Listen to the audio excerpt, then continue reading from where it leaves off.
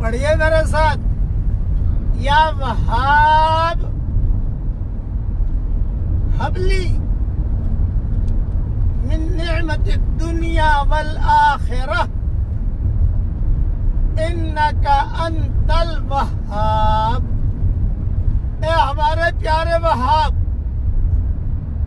ہمیں دنیا اور آخرت کی نعمتوں سے مالا مال کیجئے، بے شک آپ ہی دینے والے ہیں۔